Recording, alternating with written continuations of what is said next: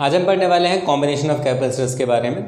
तो अभी तक आप लोग पढ़ चुके हैं कि कैपेसिटेंस क्या होता है, कैपेसिटर क्या होता है, कैसे कोई कैपेसिटर चार्ज को स्टोर करता है, डाई इलेक्ट्रिक क्या होता है, टाइप्स ऑफ कैपेसिटर हम लोग पढ़ चुके हैं, स्फेरिकल, पैरेलल, प्लेट कैपेसिटर। तो इन सब के न्यूमेरिकल्स करने होते हैं हमें। इंपॉर्टेंट पार्ट तो वही है ना 12th फिजिक्स का। इन सब के हम क्वेश्चन सॉल्व करेंगे। जब हम क्वेश्चन सॉल्व करेंगे तो हमें ये कॉन्सेप्ट जो है कॉम्बिनेशन ऑफ कैपेसिटर, ये काफ़ी काम आता है। और ये अपने आप में ही वैसे बहुत ज़्यादा इंपॉर्टेंट कॉन्सेप्ट है, लेकिन हर टॉपिक में आपके थोड़ा थोड़ा काम ये आता रहता है इस चैप्टर के। तो बहुत ही ध्यान से समझना है। आज की क्लास में हम इसका जो थ्योरेटिकल पार्ट होता है कि फॉर्मूले कैसे डिराइव करना है ये सब समझेंगे, और नेक्स्ट क्लास में हम इस पर न्यूमेरिकल्स ट्राई करेंगे, कुछ अच्छे क्वेश्चंस ट्राई करेंगे जो कि इंपॉर्टेंट है एग्जामिनेशन पॉइंट ऑफ व्यू से। तो मैंने क्या बोला कि टॉपिक क्या है आपका, तो the topic is combination of capacitors.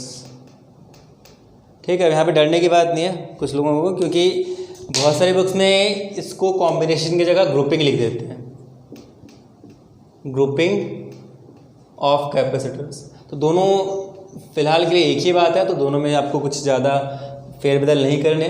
Combination और ग्रुपिंग आर सेम थिंग। तो ये हमें पढ़ना है, कॉम्बिनेशन और ग्रुपिंग। तो जब भी आप कोई टॉपिक पढ़ते हैं तो सबसे पहले आपके दिमाग में आता है क्वेश्चन ऑब्जेक्टिव, मतलब क्यों हम ये टॉपिक क्यों पढ़ रहे हैं, हमें कॉम्बिनेशन का काम क्यों है, हम क्यों अलग अलग कैपेसिटेंस जो है अलग अलग कैपेसिटर कनेक्ट क्यों नहीं कर सकते, हम कंबाइन क्यों कर रहे हैं कैपेसिटेंस को या कैपेसिटर्स को। तो इसका आंसर बहुत सिंपल है कि मैं आपको बताता हूँ कि जैसे आपके पास 5 रुपीज़ के 10 कॉइन है, 10 कॉइन्स हैं, तो उनकी वैल्यू आपको कितनी मिलेगी, तो यू विल गेट ₹50। डन है।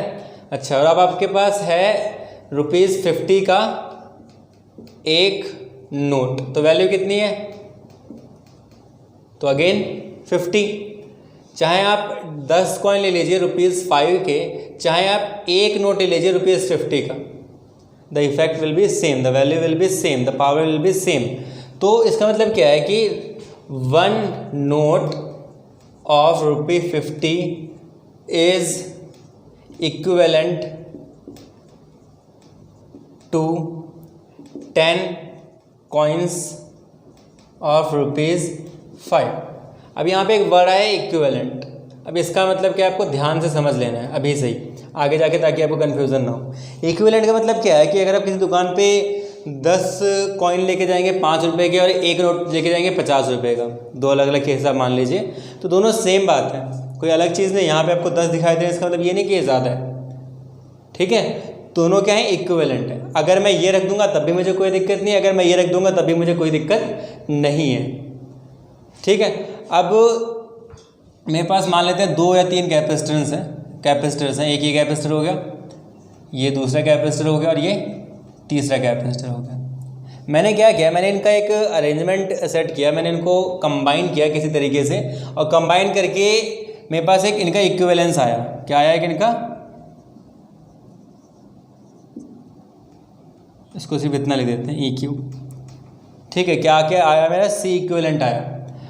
इनको कंबाइन करके कॉम्बिनेशन अभी कैसा है उसके बारे में हम बात नहीं कर रहे हैं, हम तो समझ रहे हैं कि इक्विवेलेंट होता क्या है या हम इसको कंबाइन करते क्यों हैं। अभी कैसे कंबाइन करते हैं वो आगे समझ में आएगा। तो मैंने क्या कर दिया, इन तीनों को कंबाइन करके एक C इक्विवेलेंट लेके आया कि इन तीनों को अगर मैं कंबाइन कर दूं, वो किसी भी तरीके से हो सकता है, कंबाइन करके मेरे पास एक इक्विवेलेंट कैपेसिटेंस आएगा। तो अगर मैं चाहे इन तीनों को लगाऊं, चाहे मैं इतने कैपेसिटेंस का एक कैपेसिटर लेके आऊँ वो लगा दूँ, दोनों का इफेक्ट क्या होगा, सेम होगा। ठीक है, अब बहुत जगह में क्या चाहिए होता है, हमें कहीं पे ज़्यादा कैपेसिटेंस चाहिए होता है, कहीं पे हमें कम कैपेसिटेंस चाहिए होता है। तो उस अकॉर्डिंग हम इक्विवेलेंट कैपेसिटेंस के अकॉर्डिंग जो हमें चाहिए होता है उस अकॉर्डिंग हम कैपेसिटेंस की सेटिंग्स को चेंज कर देते हैं। कहीं पे हम उसको किसी दूसरे अरेंजमेंट में मिला देते हैं, कहीं पे हम किसी दूसरे अरेंजमेंट में मिला देते हैं। अब अरेंजमेंट करने के तरीके कौन कौन से होते हैं ये आपको शायद क्लियर होगा सबको पहले से ही। तो हमारे पास 2 तरीके होते हैं अरेंजमेंट के, कैपेसिटर अरेंजमेंट के हमारे पास कितने तरीके होते हैं, 2 मेथड्स होते हैं, सीरीज़ एंड पैरेलल। अभी जो वर्ड हैं आपको पहले से क्लियर होंगे, क्योंकि 10th क्लास में आप कॉम्बिनेशन ऑफ रेजिस्टेंसेस पढ़ के आते हैं, तो वहाँ पे आपको सीरीज एंड पैरेलल के बारे में पढ़ाया जाता है। अगर क्लियर नहीं है तो कोई बात नहीं, भाई आया बता के जाएगा। तो आपको शायद ये बात समझ में आ रही होगी कि इक्विवेलेंट का मतलब क्या होता है। मतलब इक्विवेलेंट कैपेसिटेंस का मतलब क्या होता है। आई होप आपको ये बात समझ में आ गई होगी। मीन्स अगर मैं उन 3, 4, 5, 6 जितने भी कैपेसिटेंस हैं उनको मैं रिमूव कर दूं और उनकी जगह एक इक्विवेलेंट कैपेसिटेंस लगा दूं तो there will be same effect. तो जो चार्ज ये 3 मिलके स्टोर कर रहे हैं उस अरेंजमेंट में जो चार्ज 3 कैपेसिटर मिलके वो चार्ज स्टोर कर रहे हैं वही ये इक्विवेलेंट कैपेसिटर अकेला कर लेगा। बात समझ में आ रही है। So that is the main agenda of combination या इक्विवेलेंट कैपेसिटेंस। तो अगर आपको ये बात समझ में आई है तो हम बढ़ते हैं आगे।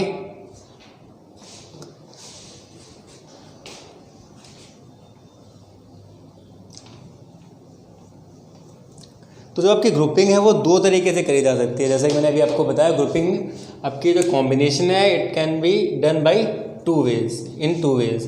First is series and second is parallel. सबसे पहले तो आपको ये मुद्दा समझना है कि सीरीज और पैरेलल का सीन क्या है।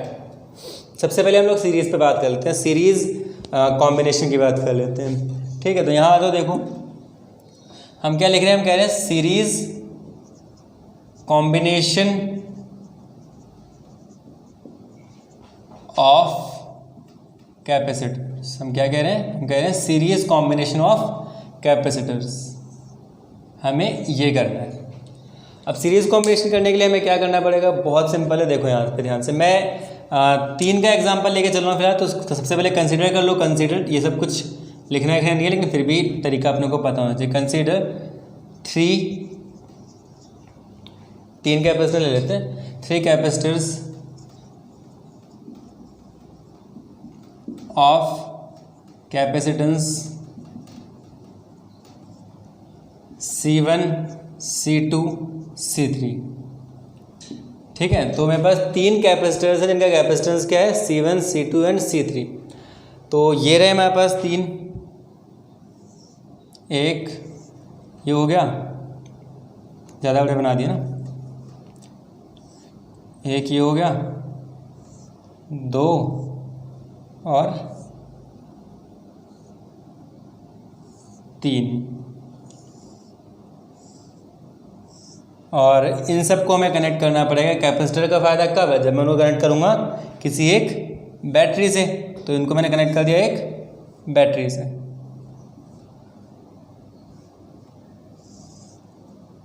तो थोड़ा सा यहाँ पे आपको फिर से दिमाग लगाना पड़ेगा। जो आप पहले लगाया करते थे वो दिमाग कैसे लगाएंगे आप? तो आपको बताना है कि कौन कौन सी प्लेट कैसे कैसे चार्ज होगी। तो ये पॉजिटिव टर्मिनल है और ये आपका नेगेटिव टर्मिनल है। सिंपल एक पॉजिटिव नेगेटिव बना के छोड़ देते हैं। तो ये आपके पास बैटरी का पॉजिटिव टर्मिनल है, ये आपके पास बैटरी का नेगेटिव टर्मिनल है। मान लेते हैं बैटरी है, उसका पोटेंशियल डिफरेंस कितना है? V है। कितना पोटेंशियल डिफरेंस है? V है। ध्यान से इस चीज़ को समझना जब मैं बोलने वाला हूँ। क्या कि अगर जो मेरे पास बैटरी जो है उसका पोटेंशियल डिफरेंस V है, मान लेते हैं जो हमारे पास बैटरी है वो चार्ज रिलीज़ कर रही है। बैटरी का काम क्या होता है? चार्ज की मूवमेंट को कंट्रोल करना। अच्छा, अभी आपने टॉपिक पढ़ा नहीं है, तो अब जैसे ही आपका चैप्टर नंबर 3 स्टार्ट होगा, जो कि 1-2 लेक्चर्स के बाद स्टार्ट हो जाएगा, मैं आपको एक बार स्कीम बता देता हूँ पूरी क्या है। कि आज जो हमारी क्लास है कॉम्बिनेशन ऑफ कैपेसिटर्स की, इसके साथ जो हमारा चैप्टर ख़त्म करने वाला पार्ट होता है वो ख़त्म हो जाएगा। एंड देन इसके बाद हमारा जो है न्यूमेरिकल जो सेक्शन होता है जहाँ पे हम लोग क्वेश्चंस कर रहे होते हैं, उस पर कम से कम 6 या 7 वीडियोस और आएंगी इसी चैप्टर की। ठीक है, तो वो अभी नहीं आएंगी, वो साथ साथ में आती रहेंगी। लेकिन इस क्लास के बाद आपका जो है 3rd चैप्टर भी स्टार्ट हो जाएगा। मतलब इसके बाद 1-2 लेक्चर और इसके हो सकता है, लेकिन फिर आपका 3rd चैप्टर स्टार्ट हो जाएगा। तो आपका 3rd चैप्टर भी स्टार्ट हो जाएगा, साथ साथ में न्यूमेरिकल सेक्शन जो 2nd चैप्टर का वो भी चलता रहेगा। बात समझ में आ रही है? मतलब 3rd के भी लेक्चर्स आते रहेंगे और 2nd चैप्टर के जो न्यूमेरिकल सेक्शन है, जो टॉपिक्स के हमें न्यूमेरिकल्स करने हैं, जो NCERT क्वेश्चंस करने हैं, वो भी पैरेलली चलता रहेगा। ठीक है, तो थोड़ी सी मेहनत आपकी बढ़ जाएगी और थोड़ी सी मेहनत मेरी भी बढ़ जाएगी। कोई बात नहीं, तो पढ़ेंगे हम लोग। वेल, तो 3rd चैप्टर में हमारे पास टॉपिक आता है इस सेल का, बैटरी का, तो वो हम वहाँ पे पढ़ लेंगे। फिलहाल हम उसको छोड़ देते हैं। इतना आपको पता ही होगा कि कैसे क्या ये काम करती है। अगर नहीं पता तो समझो। यहाँ पे तो मेरे पास एक बैटरी है, we have a battery with potential difference V। उसका पोटेंशियल डिफरेंस अगर V है तो क्या होगा कि वो चार्जेस जो है वो यहाँ से लेट से रिलीज़ कर दिए Q चार्जेस। यहाँ से कितने चार्ज रिलीज़ कर रही है? Q charges. और यहाँ पे कितने चार्जेस आ रहे हैं इसके अंदर? तो अगेन क्यू चार्जेस, तो क्यू चार्ज रिलीज करती है, क्यू चार्ज अंदर ले लेते हैं, तो मेरे पास ये क्या हो जाता है, न्यूट्रल हो जाता है मामला पूरा। ठीक है, तो यहाँ से वो क्यू चार्ज छोड़ रही है, तो जैसे यहाँ से क्यू चार्ज छोड़ेगी पॉजिटिव गया यहाँ पे, और पॉजिटिव जाके कहाँ इकट्ठा हो जाएगा, यहाँ पे सारा इकट्ठा हो जाएगा। वापस सुनते हैं, तो कहाँ पे लिख दो यार, ये वाला पार्ट मिटा देते। तो मैंने आपको बताया दो तरीके के कॉम्बिनेशन होते हैं, सीरीज और पैरेलल। क्या कौन कौन से होते हैं बेटा आपके, series combination and parallel combination. तो अभी हम किसके बारे में पढ़ रहे हैं, we are currently trying to understand what is a series combination, how can we connect capacitors in series. Okay, तो हमने बोला कि the capacitors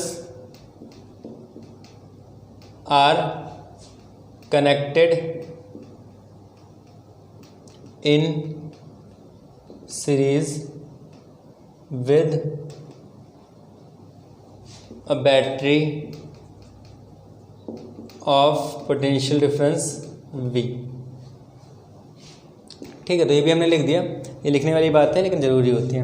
अब देखो यहाँ पे ध्यान से आपको देखना, जो मैं कहना चाह रहा हूँ क्या है कि जब बैटरी ये पॉजिटिव है बैटरी का, ये नेगेटिव है, जब यहाँ से मेरे पास चार्ज निकलेगा, बैटरी का काम क्या होता है, चार्ज को निकालता। मान लेते हैं यहाँ से उसने कितना चार्ज एमिट किया, क्यू चार्ज एमिट किया, यहाँ से कितना चार्ज रिलीज़ किया, जो वर्ड आपको यूज़ करना है आप कर सकते हैं। तो यहाँ से उसने प्लस क्यू चार्ज रिलीज़ किया। अब आपको अगर कैपेसिटर का फंडा पता है, आपको पता है कि कैपेसिटर कैसे वर्क करता है, अगर आप पीछे वाले लेक्चर्स फॉलो कर रहे हैं तो आपको ये चीज़ बहुत ही ज़्यादा आसानी से समझ में आ जाने वाली है जो मैं कहने वाला हूँ। तो यहाँ से क्यू चार्ज जो है निकला, तो यहाँ से कितना चार्ज निकला, लेट से मैं उसको क्यू बोल दे रहा हूँ।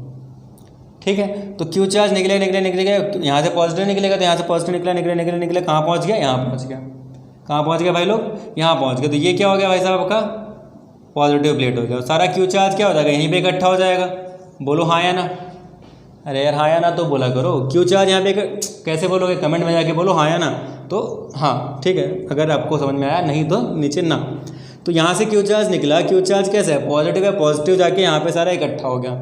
ठीक है, अब जैसे कि आपको पता है ये क्या है, कैपेसिटेंस है जिसका मैंने नाम रख दिया C1, ये कैपेसिटर है जिसका मैंने नाम रख दिया C1, इसका नाम, ये कैपेसिटर जिसका नाम C2 हो गया, और ये कैपेसिटर जिसका नाम C3 हो गया। तो यहाँ पे जो क्यू चार्ज आपने यहाँ से रिलीज़ किया बैटरी में से, वो सारा जाके कहाँ एक्यूमुलेट हो गया, इस पॉइंट पे, इस वाली प्लेट पे एक्यूमुलेट हो गया। अब जैसे कि आपको पता है कि what is a capacitor, basically capacitor is made up of two conducting plates which is separated by any medium, basically जिसको हम डाइलेक्ट्रिक मीडियम कहते हैं। तो ये जो है इसके बीच में हो सकता है वैक्यूम हो सकता है एयर हो, जिसकी वजह से जो यहाँ पे चार्ज एक्यूमुलेट हुआ है, it can not transfer from this side to this side, वो यहाँ से यहाँ नहीं जा सकता है।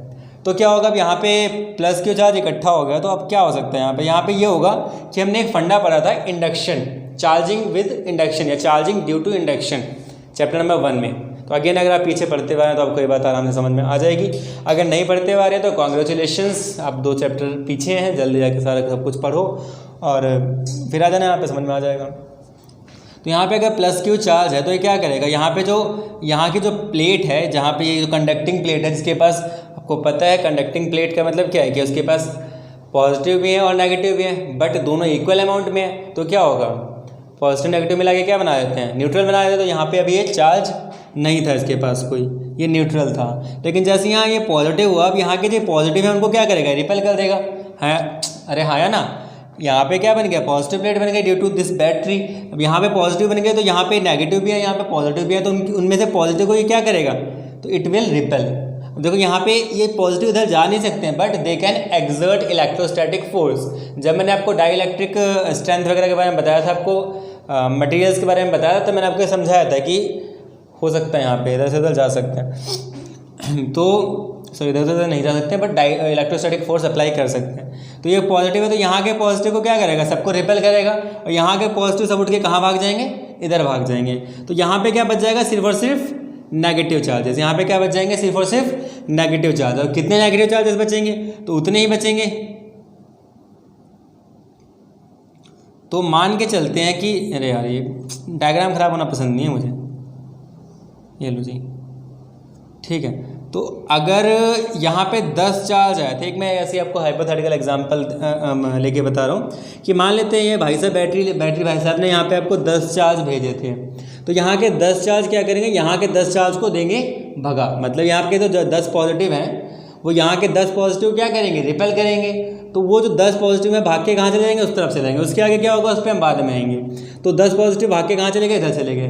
अब मान लेते पहले यहाँ पे 10 पॉजिटिव थे और 10 नेगेटिव थे, दोनों मिला के क्या बन रहे थे, इस जगह पे न्यूट्रल हो जा रहा था। वापस समझो, देखो यहाँ पे क्या था, टोटल पहले न्यूट्रल था इस वाले प्लेट पे। Let's say there was 10 positive and 10 negative charges, but now 10 positive charges are moving this side, या बोल सकते हैं हम ट्रांसफर हो गए इस तरफ। तो यहाँ पे क्या बच गया, सिर्फ और सिर्फ 10 नेगेटिव।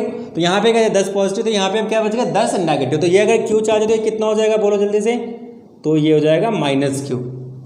कितना हो जाएगा भाई साहब, माइनस क्यू हो जाएगा। अब जो यहाँ के 10 पॉजिटिव चार्ज थे जो भाग के इधर पहुँचे थे, वो इन भाई साहब के पास पहुँच जाएंगे और इस प्लेट को क्या कर देंगे, बोलो जल्दी से, इस प्लेट को क्या कर देंगे, इसको कर देंगे चार्ज। इस प्लेट को क्या कर देंगे, चार्ज कर देंगे। तो यहाँ पे सारे जो पॉजिटिव चार्जेस हैं वो एक्यूमुलेट हो जाएंगे और इसको चार्ज कितना करेंगे, तो जितना चार्ज था उतना ही करेंगे।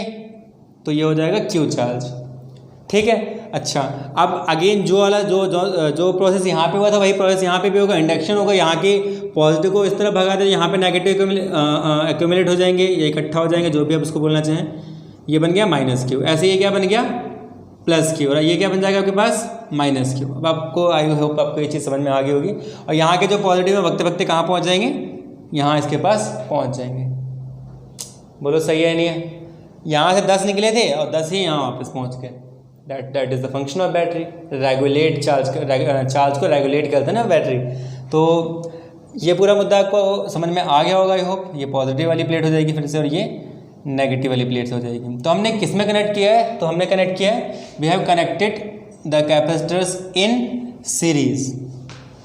तो यहाँ पे मैं एक बात देख पा रहा हूँ कि इसके पास चार्ज कितना है, तो इसके पास चार्ज है plus Q. The charge on capacitor 1 is Q, means plus Q. Again इस पर कितना चार्ज है, प्लस क्यू। इस पर कितना चार्ज है, प्लस क्यू। तो हम क्या देख रहे हैं कि सीरीज कॉम्बिनेशन पे हर कैपेसिटर पे चार्ज क्या होगा, बराबर होगा। वापस बोलो साथ साथ में, सीरीज कॉम्बिनेशन में हर कैपेसिटर पे चार्ज कितना होगा, बराबर होगा। बात समझ में आ रही है, ठीक है। तो हम यहाँ पे लिख देते हैं इस चीज़ को, इन सीरीज कॉम्बिनेशन, इसको पॉइंट बना के लिख लेना। In series combination charge on every capacitor is same, that is Q. इस केस में हम क्या उसको लेके चल सकते हैं, क्यू लेके चल सकते हैं, ठीक है। अब हमारे पास 3 क्वांटिटीज़ हैं basically, we have 3 quantities. First one is charge, second is potential and third is capacitance. So what we are going to do, मतलब बेसिकली हमारा जो ऑब्जेक्टिव है, जो हम करना चाह रहे हैं वो है हम इक्विवेलेंट कैपेसिटेंस फाइंड करना चाह रहे हैं। तो हमने चार्ज की बात करी, चार्ज के हर जगह सेम है। तो जो चार्ज C1 पे है वही चार्ज C2 पे है, वही चार्ज C3 पे है। हम किसकी बात करें, we are talking about series combination, ठीक है। अच्छा, अब हम बात कर लेते हैं किसकी, पोटेंशियल की। तो हमारा क्यू चार्ज जो है, चार्ज जो है हर जगह सेम इक्वली डिस्ट्रीब्यूट हुआ है, इसको हम लिख सकते हैं इक्वली डिस्ट्रीब्यूट होना। हाँ, डिस्ट्रीब्यूट नहीं कह सकते, चलो छोड़ो, इसको इतना में लिख देते हैं कि हर जगह चार्ज क्या होगा, सेम हो जाएगा। अब सेकंड हमारा आता है कि पोटेंशियल। तो अगर अपने को पता है पोटेंशियल होता क्या है, सही से बताओ जल्दी से, पोटेंशियल क्या होता है। तो this is the potential, potential difference बोल दो तो कोई दिक्कत नहीं, तुम बस बुरा मत मानो। तो पोटेंशियल का फॉर्मूला क्या होता है, तो पोटेंशियल का फॉर्मूला तो W/Q, बोलो ठीक है। पोटेंशियल का फॉर्मूला क्या होता है, W/Q होता है। इसका मतलब ये है कि Q चार्ज को एक चक्कर लगवाने में कितना पोटेंशियल देना पड़ा, पता नहीं, इन्फिनिटी वगैरह अपन ने पढ़ रखा है इसी चैप्टर में। तो यहाँ से यहाँ लाने में कितना वर्क डन करना पड़ा, W करना पड़ा। अब जो चार्ज है, अब यहाँ देखो, यहाँ पे आ जाओ वापस। अब जो आपके पास V = W/Q फॉर्मूला है, अब जो वर्क डन है, जिस वर्क डन की हम लोग यहाँ पे बात करें, इस वर्क डन की, अब ये जो आपका वर्क डन है, ये वर्क डन क्या एक साथ हो गया, तो आंसर नहीं। पहले जो चार्ज है इसको यहाँ से हमें पास करवाना पड़ा, ट्रांसफ़र करवाना पड़ा, फिर उसको हमें यहाँ से करवाना पड़ा, फिर उसको हमें यहाँ से करवाना पड़ा। 3 अलग अलग स्टेजेस लगे यहाँ पे। सबसे पहले इस कैपेसिटर से पास हुआ चार्ज, फिर इस कैपेसिटर से पास हुआ चार्ज, फिर इस कैपेसिटर से पास हुआ चार्ज। अब यहाँ पे क्वेश्चन ये आता है, क्या चार्ज जो है वो फिजिकली पास हुआ है, क्या चार्ज यहाँ से उछल के इस तरफ गया है, तो आंसर है नहीं, चार्ज यहाँ से यहाँ नहीं गया है, because there is dielectric between them. यहाँ पे मेरे पास जो है बीच में एयर थी जो कि जिसने अलाउ नहीं किया इस चार्ज को यहाँ जाने के लिए फिजिकल मीन्स से, लेकिन बाकी किसी ना किसी तरीके से हो ही गया हमारा काम। ठीक है, तो यहाँ से यहाँ जाने के लिए कितना पोटेंशियल लगा, यहाँ से यहाँ जाने के लिए कितना पोटेंशियल लगा, लेट से सॉरी यहाँ से यहाँ जाने के लिए जो वर्क डन लगा उसको हमने बोल दिया W1। क्या बोल दिया? W1। कहाँ से कहाँ जाने के लिए? यहाँ से यहाँ जाने के लिए। यहाँ से यहाँ जाने के लिए जो वर्क डन लगा let's say that is W2, और यहाँ से यहाँ जाने लगे जो वर्क डन लगा दैट इज W3। और तीनों केसेस में मेरे पास जो चार्ज है वो क्या है? सेम है। क्यू चार्ज की बात कर रहे हैं हम लोग। तो टोटल वर्क डन कितना हो गया? W1 plus W2 plus W3। तो इसको हम ऐसे भी लिख सकते हैं। So it means W1 upon में Q को हम क्या लिख सकते हैं? W1 अपॉन में Q can be written as V1, potential work done required to move charge from capacitor 1 is called V1। ऐसे में इसको क्या लिख सकते हैं? We can write it as V2 and again W3 by Q we can write it as V3। तो V is equal to V1 plus V2 plus V3। बात समझ में आ रही है? तो इन दिस केस पोटेंशियल जो चार्ज था वो क्या था? Will remain same, but potential क्या होगा? It will distribute. क्या हो जाएगा? C1 C2 और C3 के बीच में क्या हो जाएगा? डिस्ट्रीब्यूट हो जाएगा। तो हम इसको क्या लिख देंगे? तो पोटेंशियल गेट्स डिस्ट्रीब्यूटेड। हम क्या लिख देंगे इसको? पोटेंशियल क्या हो जाता है बेटा आपका? डिस्ट्रीब्यूट हो जाता है। बात समझ में आ गई? तो charge will remain same, potential will get distributed whatever. अब अगर आपके पास थर्ड पॉइंट आता है दैट इज क्या है? तीसरा पॉइंट। तीसरा पॉइंट है जो मेन पॉइंट है दैट इज कैपेसिटेंस। तो कैपेसिटेंस पे क्या फ़र्क पड़ेगा? तो अपने को ये इक्वेशन मिल चुकी है, V is equal to V1 plus V2 plus V3। सही हो गई बात? अब क्या करें? हमें क्या चाहिए? हमें चाहिए कैपेसिटेंस। तो कैपेसिटेंस का फॉर्मूला क्या होता है? कैपेसिटेंस का फॉर्मूला होता है Q is equal to CV। ठीक है, अब पूरे तीनों कैपेसिटर्स में कॉमन क्या है? तीनों कैपेसिटर्स में कॉमन है Q। तो हम क्या कर देंगे? Dividing both the sides by इसके और भी तरीके होते हैं, अपन अपना देख लेना। बाई Q में मुझे ये तरीका अच्छा लग रहा है तो मैं ये बता रहा हूँ। तो क्या हो जाएगा? V by Q is equal to V1 by Q। क्या बात कर रहे हो? V1 by Q plus V2 by Q plus V3 by Q। सही होगी बात? अब V बाई Q में क्या देगा? तो V by Q again V by Q क्या हो जाएगा? तो यहाँ C हो जाएगा, है ना?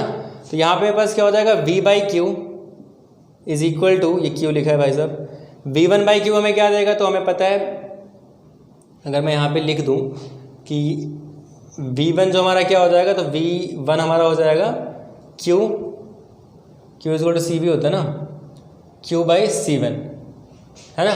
अच्छा, ऐसे में पास V2 क्या हो जाएगा? तो V2 में हो जाएगा Q बाई C2। ऐसे में पास V3 क्या हो जाएगा? तो V3 हमारा हो जाएगा Q बाई C3। ठीक है, तो ये मेरे पास V1 V2 और V3 की वैल्यू आ गई। बात समझ में आ गई? ठीक है, तो यहाँ से मेरे पास C1 कितना हो जाएगा? C1 हो जाएगा, एक मिनट, थोड़ा सा यहाँ पे आपको समझाने में थोड़ा टाइम लग सकता है। क्यों? क्योंकि ये थोड़ा मैंने वैसे लिख दिया। तो यहाँ से अगर आप ध्यान से देखेंगे तो ये क्या लिखा है? V1 बाई Q लिखा है। तो V1 बाई Q का मतलब क्या है? तो V1 बाई Q, तो V1 अगर मैं Q को नीचे लिया तो V1 बाई Q क्या हो जाएगा? 1 बाई C1 हो जाएगा। ध्यान से देखो मैं क्या कह रहा हूँ। ये जो आपके पास क्या लिखा है, देखो ध्यान से, अगर मैं Q को नीचे लिया हूँ तो क्या हो जाएगा? V1 बाई Q, और V1 बाई Q किसके इक्वल हो जाएगा? 1 बाई C1 के। तो यहाँ पे मैं क्या लेता हूँ? 1 बाई C1 लिख सकता हूँ। ऐसे V2 बाई Q क्या हो जाएगा? तो Q नीचे, V2 बाई Q क्या हो जाएगा? 1 बाई C2। ऐसे ही क्या हो जाएगा? 1 बाई C3। बात समझ में आ रही है? अच्छा, V बाई Q क्या हो जाएगा? तो V बाई Q को हम मान लेंगे कि ये Q क्या है? जो पूरा चार्ज है। ये V क्या है? तो आंसर है जो पूरा पोटेंशियल है। तो इसका रेशियो क्या आएगा? तो इसका रेशियो आएगा हमारे पास 1 बाई C इक्विवेलेंट। क्या आएगा इसका हमारे पास potential? 1 by C equivalent will be equal to 1 by C1 plus 1 by C2 plus 1 by C3। So that is the formula for equivalent capacitance। कैसे आप इक्विवेलेंट कैपेसिटेंस निकाल सकते हैं? तो आंसर है 1 अपॉन में C1 प्लस 1 अपॉन में C2 is equal to 1 upon में C3। तो दैट इज द फॉर्मूला। अगर यहाँ पे देखो, if there are only 2 capacitors, अगर आपके पास कैपेसिटर्स कितने हैं? सिर्फ और सिर्फ 2 हैं, तो क्या होगा, तो हमारे पास हो जाएगा 1 में C equivalent is equal to 1/C1 plus 1/C2। तो 1 में C equivalent is equal to C1 C2 का एलसीएम C1 C2 आ जाएगा। C1 से C1 के ऊपर क्या आ जाएगा, C2 प्लस C2 C2 के ऊपर क्या आ जाएगा, C1। तो यहाँ से मेरे पास CE का फॉर्मूला क्या हो जाएगा, क्रॉस मल्टीप्लाई क्या हो जाएगा भाई लोग, ये ऊपर चला के, तो ये हो जाएगा हमारे पास C1 C2 upon C1 plus C2। तो ये मेरे पास क्या होगा, अगर आपके पास 2 कैपेसिटेंस कनेक्टेड है सीरीज में, if you have 2 capacitors in series then the formula will be, basically आप इसको सॉल्व करके सिंपल हमने वर्ड्स में कर दिया है, C1 C2 upon C1 plus C2। तो अब ये फॉर्मूला लगा के आंसर निकाल सकते हैं। तो आई होप आपको ये चीज़ समझ में आई होगी। अब एक बहुत ज़्यादा इंपॉर्टेंट चीज़ और आती है इसमें समझनी, जो हमें होती है वो मैं ऊपर लिख देता हूँ। हमारे पास 3 पॉइंट इसमें इंपॉर्टेंट है। सबसे पहली बात, the charge will remain same on all capacitors. Second, the potential will get distributed. ठीक है, पोटेंशियल क्या हो जाएगा, डिस्ट्रीब्यूट हो जाएगा। कैसे डिस्ट्रीब्यूट होगा, तो डिस्ट्रीब्यूट होगा इन्वर्सली प्रोपोर्शनल टू कैपेसिटेंस। अगर आपका कैपेसिटेंस ज़्यादा है तो पोटेंशियल आपका उतना ही आपको कम मिलेगा। तो ये आपका तरीका आप यहाँ पे देख सकते हैं कैसे डिस्ट्रीब्यूट होगा। ठीक है, और थर्ड आपके पास आता है कि कैसे आप इक्विवेलेंट कैपेसिटेंस निकाल सकते हैं। तो 3 बातें हमें आई होप अभी तक समझ में आ गई होंगी, और इसको भी आप लिख सकते हैं चौथे पॉइंट की तरीके से। ठीक है, अब जो हमारे पास 5वां पॉइंट होता है, मैं एक बार स्पेस देख लेता हूँ कि यहाँ पे आपका दिख रहा है नहीं दिख रहा आप लोगों को। 1 मिनट मैं चेक कर लूँ। हाँ, तो आपको दिख रहा है जहाँ तक मैं देख पाया हूँ। तो जो आपका 5वां पॉइंट आता है वो ये आता है कि जो आपके पास इक्विवेलेंट कैपेसिटेंस है वो बड़ा है या छोटा। अब इसका मेरा मतलब क्या है कि मैं एक एग्जांपल लेके चलता हूँ कि यहाँ पे मैंने बोला कि 1 में CE जो है आपके पास बराबर है 1 में C1 प्लस 1 में C2 के। ये बात हमें पता चल गई है यहाँ पे, सही है। ये हमने 2 कैपेसिटर्स के लिए बात करी। तो if C1 is equal to 2 microfarad and C2 is equal to let's say क्या लेके चलें, चलो इसको 2 माइक्रोफेराड ले लेते हैं। तो मेरे पास C1 इंडिविजुअल C1 की वैल्यू कितनी है, दैट इज़ 2 माइक्रोफेराड, और C2 की वैल्यू भी कितनी है, 2 माइक्रोफेराड। देखते हैं इसके इक्विवेलेंट की वैल्यू कितनी आएगी। तो हमें पता है इक्विवेलेंट निकालने का तरीका क्या है, C equivalent is equal to C1 C2 upon C1 plus C2। तो इक्विवेलेंट क्या हो जाएगा, C1 C2 मीन्स 4 और अपॉन में C1 प्लस C2 2 प्लस 2 4। तो ये हमें क्या देगा, 1 माइक्रोफेराड। इसका मतलब ये है कि इन दोनों को के कॉम्बिनेशन की वजह से जो मेरे पास कैपेसिटेंस निकल के आ रहा है वो क्या होगा, will be less than the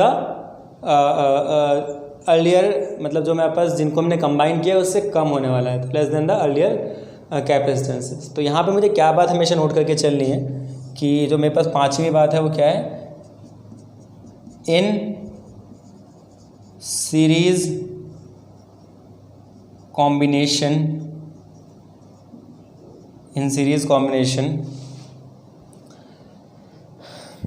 the equivalent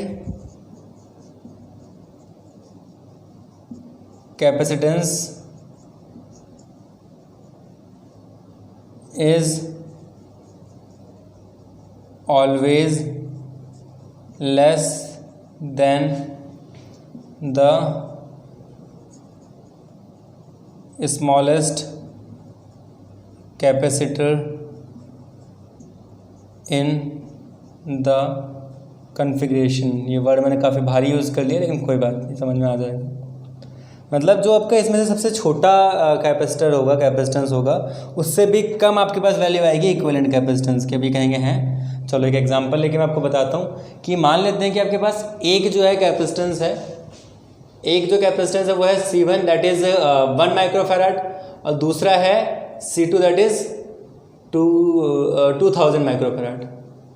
okay भाई, 2 कैपेसिटेंस, इनको आपने सीरीज में कनेक्ट किया तो CE आपके पास कितना आएगा, तो आपने ये फॉर्मूला पढ़ रखा है, C1 इंटू में C2, C1 इंटू में C2 क्या मिलेगा, 2 इंटू में 1000 2000 है ना, अपॉन में C1 प्लस C2 तो 2000 प्लस 1 2001। तो ये वैल्यू हमेशा आपके पास क्या आएगी, ये वैल्यू आने वाली है 1 से छोटी।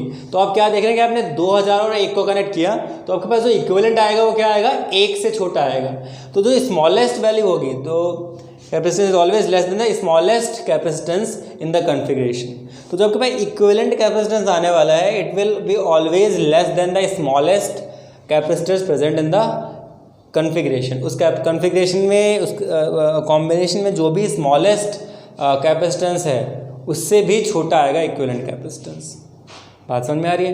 तो अगर आपको बहुत सारे कैपेसिटर्स को कनेक्ट करके आंसर निकालना है, एक छोटा कैपेसिटर मतलब एक छोटा कैपेसिटेंस, आपको बहुत सारे कैपेसिटेंस को ऐड करके जो आपको बस रिजल्ट में चाहिए, जो इक्विवेलेंट चाहिए, वो एक छोटी वैल्यू चाहिए, स्मॉल वैल्यू चाहिए, तो आप कैसे कनेक्ट करेंगे उनको? तो you will connect them in series. बात समझ में आ गई? तो that was the whole explanation for the series combination. And जो इसका बाकी जो चीज़ें फैक्ट्स हैं उन पे हम बात करेंगे जब हम इनके क्वेश्चंस करेंगे। तो ये जो ऐसे टॉपिक्स होते हैं आपको तभी अच्छे समझ में आते हैं, तभी ये चीज़ें आपको क्लियर होती है जब आप इन पे आप क्वेश्चंस कर लेते हैं। तो इस टॉपिक को मैंने आपको एक एज अ क्वेश्चन ही आपसे ट्रीट करवाया कि कैसे क्यू चार्ज डिस्ट्रीब्यूट हुआ, कैसे वी डिस्ट्रीब्यूट हुआ, कैसे हम उसका वर्क डन निकाल के पोटेंशियल निकाल सकते हैं, कैसे हम उसका कॉम्बिनेशन निकाल सकते हैं, कैसे मतलब जो वैल्यू होती है वो छोटी होती है। तो उसको मैंने एज अ डेरिवेशन आपको नहीं बताया, एज अ क्वेश्चन ही बताया। तो अगर आपको ये बात समझ में आ गई हो तो प्लीज़ लीव अ कमेंट कि समझ में आ गई है। अगर नहीं समझ में आई है तो उसको नीचे वो भी लिख देना कि ये टॉपिक समझ में नहीं आया, ये जगह पे ये चीज़ समझ में नहीं आई।